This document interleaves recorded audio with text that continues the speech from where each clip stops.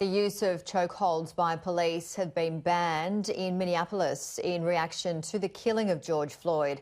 Under the agreement with the state, police will be required to report and intervene any time they see an unauthorised use of force by another officer.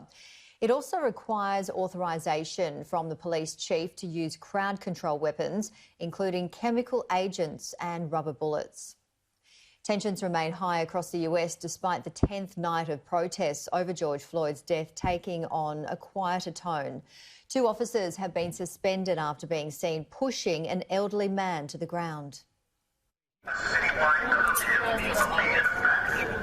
Protests continued for a 10th night as people demand justice for George Floyd and call for an end to racial inequality.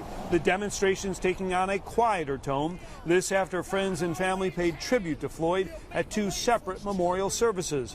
But people say they're still pushing for reform. I've had several people tell me that of the talk with their black son or that, you know, hey, be careful around the police, be careful around the police. And I understand it, but it still breaks my heart. Los Angeles lifted its curfew order after days of demonstrations, but tensions remain high between protesters and law enforcement across the country.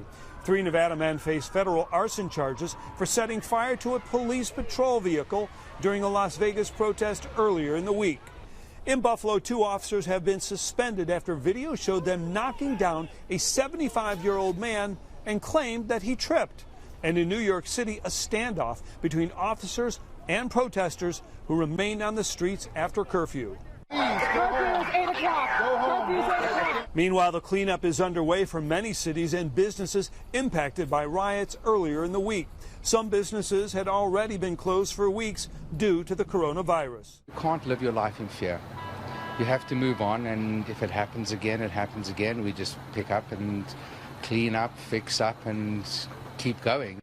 A public viewing for George Floyd will be held Saturday in North Carolina.